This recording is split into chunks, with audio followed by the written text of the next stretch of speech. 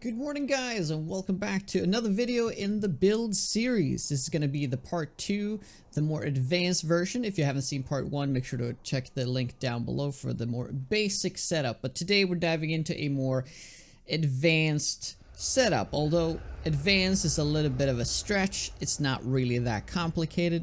So what you see in front of me right now is a base I had in one of my permadeath playthroughs. We made it to day 6, and I actually never died in this run. So let's just walk you through it really quick here. I'm just going to show this off.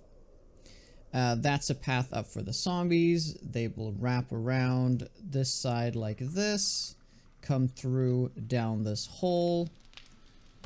They will then fall down. Because I'm going to be standing right there. They're going to fall down and they can't get out because these doors will be closed. And that's the principle of the base. Alright, so let's go into it. Why does this work? How do the zombies fall into the pit? I'm going to start off by building a few blocks right here. I like to make it 3 wide.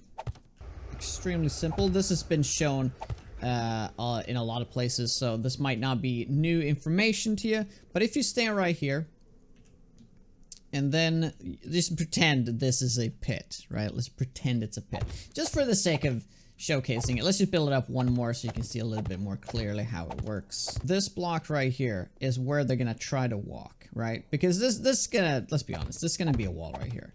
There's a wall right there, there's a wall right there. But how do I make the zombies think they can get to me? Because, you know, there's no path here. How can they get to me? Well, there's a block called the tip right here. The wedge 60 tip. You turn it upside down like that, and now they have a path. And I usually, you only really need one side. But I like to do both sides just for the sake of symmetry. Now they can just walk on this, of course. But the key here is to do a half block right on top of it. Like that. And of course the other side. And then you can make it like 3 blocks tall or something like that. Doesn't really matter. As long as it's like 2 blocks, it's fine. So we'll leave that as 2. So the magic with this block, this tip, is that the zombies view it as a full block. So they're gonna try to step on that anyway. But because it's only a half block, it's gonna miss it, right? So what I like to do, in order for them to get caught on the sting right here, you can also add another tip, just like that. And they're pretty much gonna slide off of it. It's really that simple. That's the way for them to get into the pit.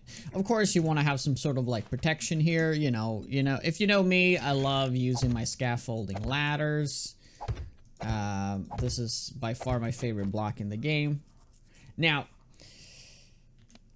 there is, of course, one thing you have to keep in mind when it comes to making a pipe bomb base. You need to have a little chute. Why can't I get the thing? The dev gun. There we go. You need to have a little chute here. And I like to do the wedge tip on this side like that. And that's usually enough for you to be able to throw a pipe bomb down, and then it's just going to slide off. So here it is inside the actual base.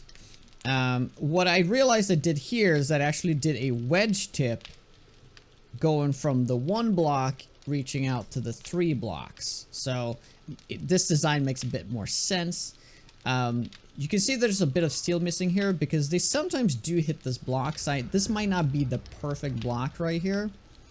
But, yeah, as you can see, there's the tip right under there. The size of the pit is actually a little bit bigger than what I showed outside. But what I did instead, I made like sort of, like a little bit of a funnel. You don't need to do this at all. You can literally just make this a 3x3 or a 3x4, really. You don't need to make it bigger than that. I kind of just made this like chute design just for it to look a bit better. As you can see right here, where I actually throw it is right here, as you can see. So you don't need more than that. You really don't need more than that. So that kind of takes away that part, that block right there. So technically a 3x3 is perfectly fine for this. And also you notice I stand on something here. Now this block is the concrete cube 1/8 centered.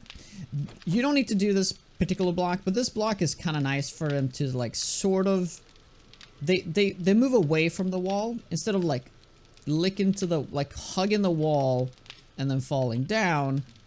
They sort of like try to go here first and then turn, making it easier for them to fall. Right. So you can mess around with this a bit. You can use different blocks, but this is the one I've realized worked pretty well. Yeah.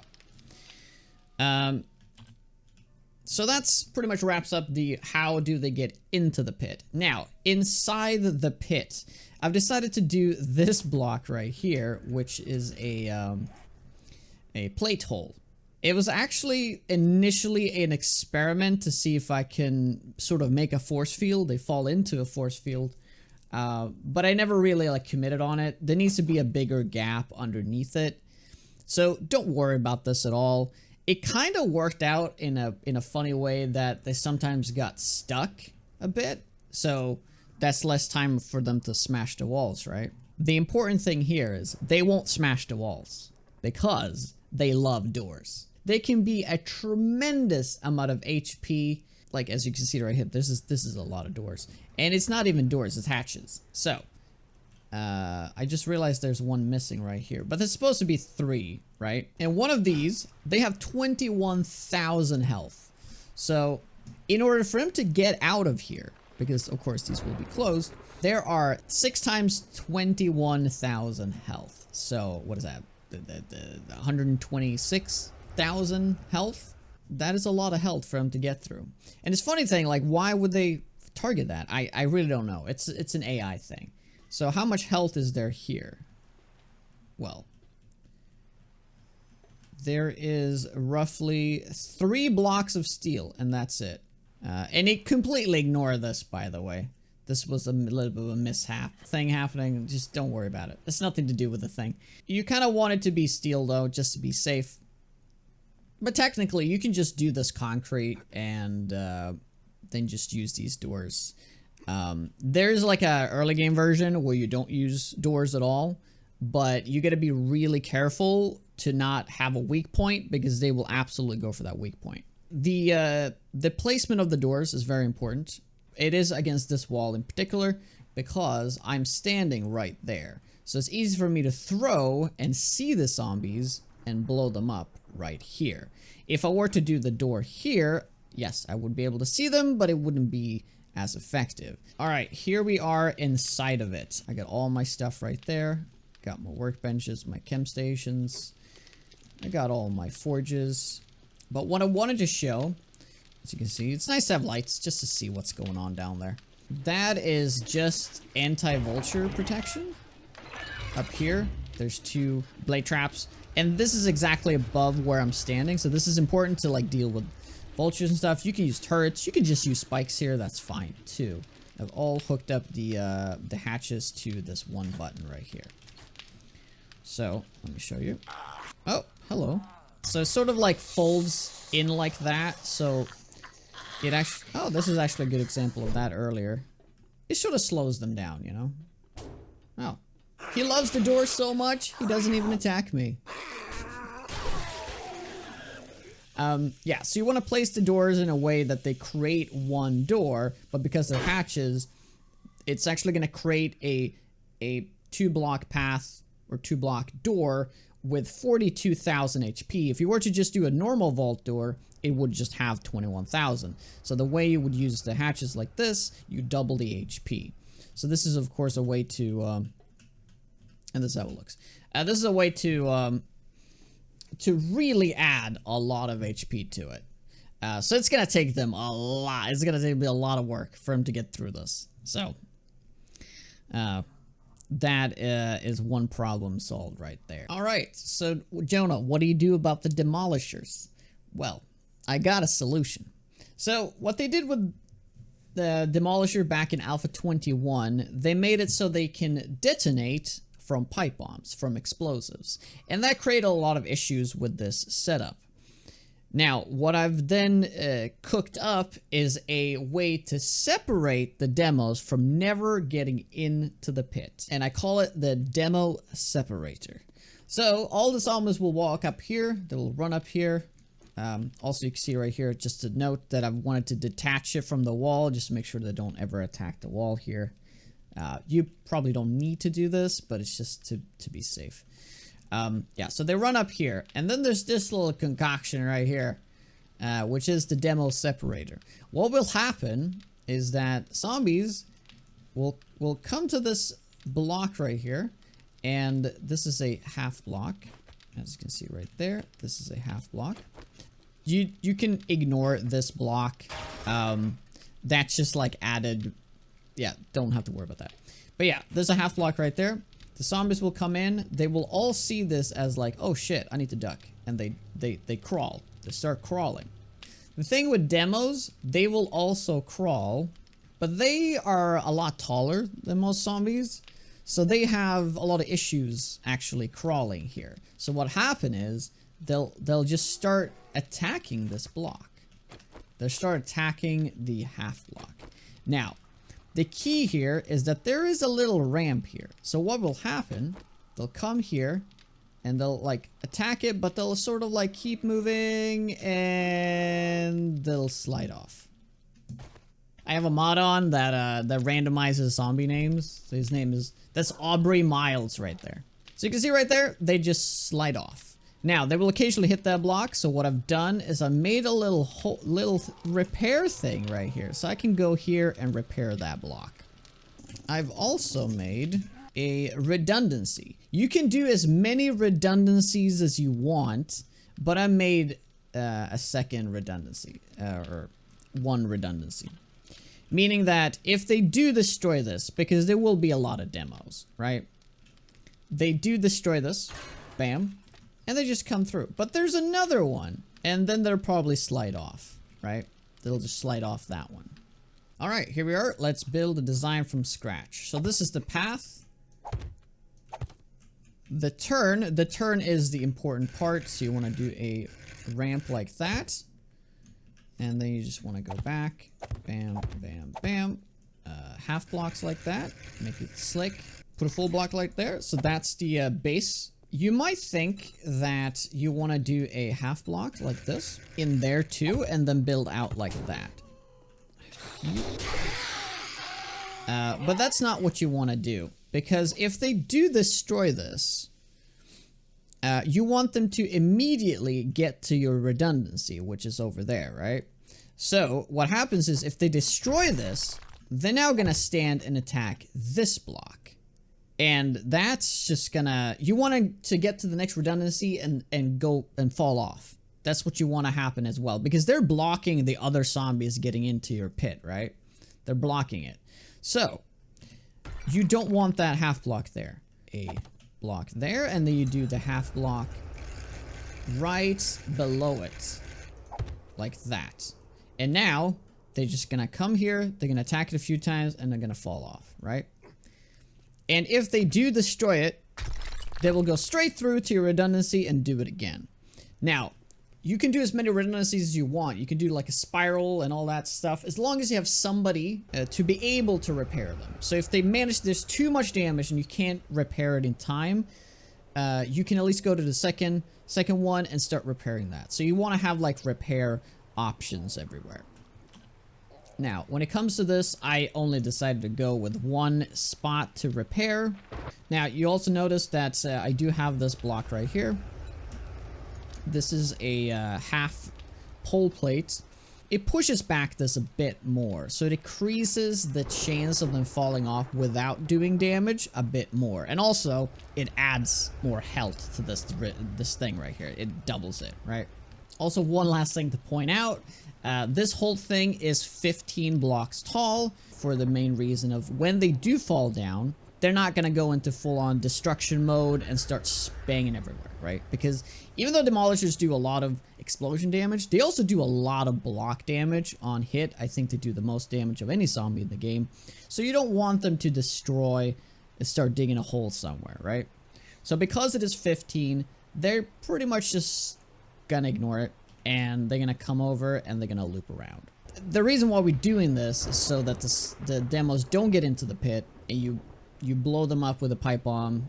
I mean, you can, if you're very careful, of course, put in like 10 pipe bombs in there and blow it up, right? Blow it up and you don't have to worry about it. But in the most cases, you will set off the demo and that will wear your base down over time, so you don't want to do that. Of course, there's a quest to kill demolishers. I am just 2 demolishers away from this one, so just kill them off in the morning on the ground, you'll be fine. So, we went over how to get the zombies into the pit. We've gone over how the separator works. And thirdly, how do I actually do the Horde Nights? Of course, I'm going to show you, but most foremost, I will go over a few things. So, what's of course is very important, you want to go a perception build, and you want to max out Demolitions Expert. Because this adds a 50% more damage. Pipe bombs are incredibly cheap. Gunpowder, of course, you want to have a good mining setup, so you want to have a mine that has coal and nitrate. If you can, get to a build where you can one-shot coal and nitrate ore with a pickaxe. In the 1.0, I actually did play this in 1.0, so this was not a change. But in 1.1, there's now an... they buffed the auger to make it so it gives you 20% more harvest, I think. So they're actually good now. But when I play this, pickaxe was the way. Because you can get to a point where you literally just one-shot the ore, and it costs no fuel, obviously. And you can just keep swinging for days, and it's going to give you a crap ton of resources, right? So that's like the budget version, I guess. It's going to take you a bit of time to get here. I need to do more testing to see exactly how much you need to get here, but you absolutely do not need to max your -6/9ers. You see right here, I have got 3 out of 5. I believe as long as you have a quality 5 pickaxe, and it needs to be a steel pickaxe, because steel pickaxe has an inherent bonus to stone. Now here's the thing, both coal and nitrate are stone in this game, so you can't really do this with a iron pickaxe. It just won't do. It just won't have that bonus. So as soon as you get even a quality 1, you can get a lot further in. So going from a quality 6 iron pickaxe to a quality 1 steel pickaxe is actually a humongous jump. You don't need this to be maxed out, but the important is that you want to have the gloves. That's the only part you actually need. This you can probably get by with like 3 or 4. I need to do more testing with this.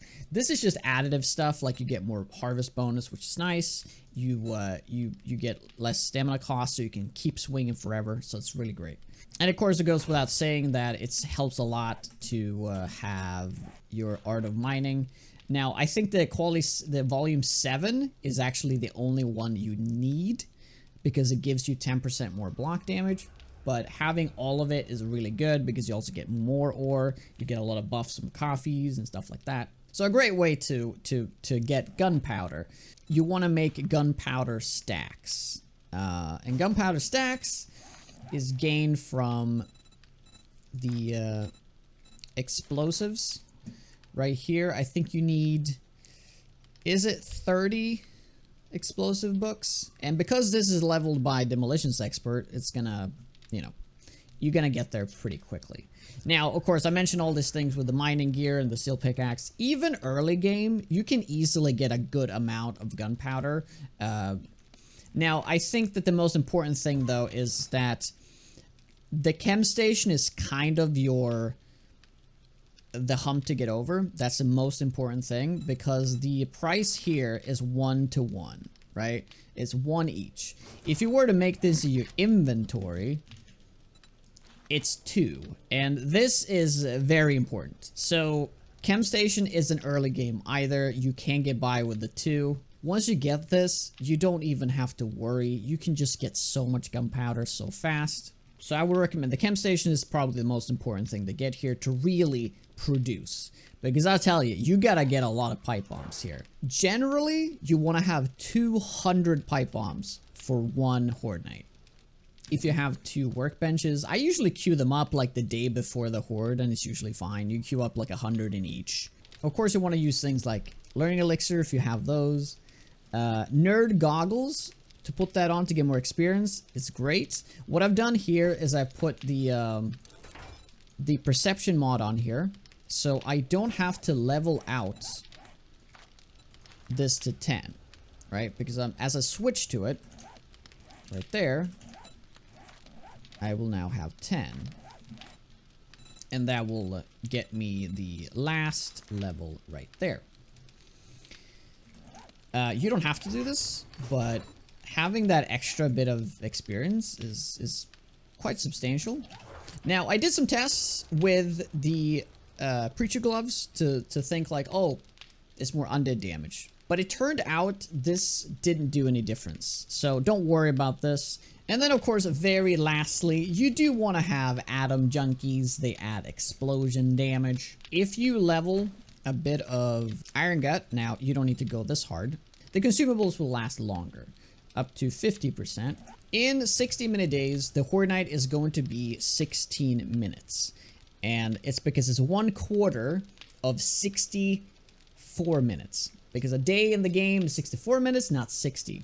It says 60, but it is 64. And so Horde Night is exactly 16 minutes long. And these last for 6 minutes. So you do 2 of those, that's 12 minutes. You're lacking 4 minutes. But if you have a few levels in Iron Gut, you only need to grab 2. So what I've done on this map, by the way, I've marked a lot of vending machines. They restart quite often, so you can just go check that. So make sure you have a little chunk loaded up, right? I think I've gone through everything. Yeah, just let me know if there's something I have missed. Alright, let me show you the Horde Night. Alright, here we are. I have cheated in 200 pipe bombs. Let's go. And let's eat both of these. So right now, it is game stage 470. See right here. Go down. They occasionally hit that block. I don't know why they do that, but for the most part, they do fall in.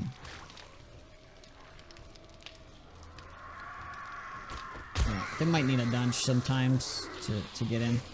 So essentially what I like to do is you drop 2 bombs and you explode the 3rd one. And that's pretty much it. 11,000 experience. More with if you have the thing. Also, to show you this is how it looks. They just crawl. They crawl again. And they fall in. Now, it doesn't seem like I'm getting any demos here. So I'm gonna supplement some demos, okay?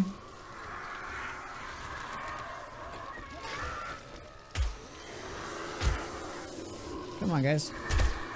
Oh, shit. Whoops. Ignore that. Ignore that. Oh, yeah. Occasionally, the cop spit can go through, but don't worry about that. You can literally put another block here if you want, and then it will never go through. So, you go like that. You blow them up.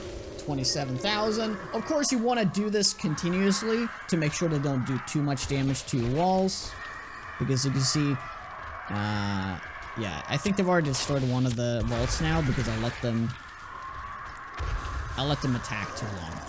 Also, of course, I forgot to turn on those. That should deal with most of the vultures. Alright, let's have a look at the demos. See, they attack it once or twice. They fall off. Oh yeah, see. They attack it a few times. It happens. Especially when they're stacked up. So you're gonna have to... You can see how much damage they do. You're gonna have to come here and repair that now and then.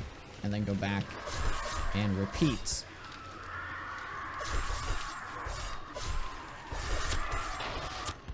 And that's pretty much it. That's pretty much the setup. And I'll guarantee you, if you do this in the Wasteland, you will be getting so much experience, so much loot, it's ridiculous. And even if you do this in the forest biome, you're still gonna get a crap ton of loot. Well, that's it for me. Thank you very much. I hope you learned something. Let me know in the comments what you thought of the build. If you want to see more videos like this, make sure to let me know. There's probably other more advanced bases that I want to show off in the future. Thank you very much for watching. I'll see you on the next one.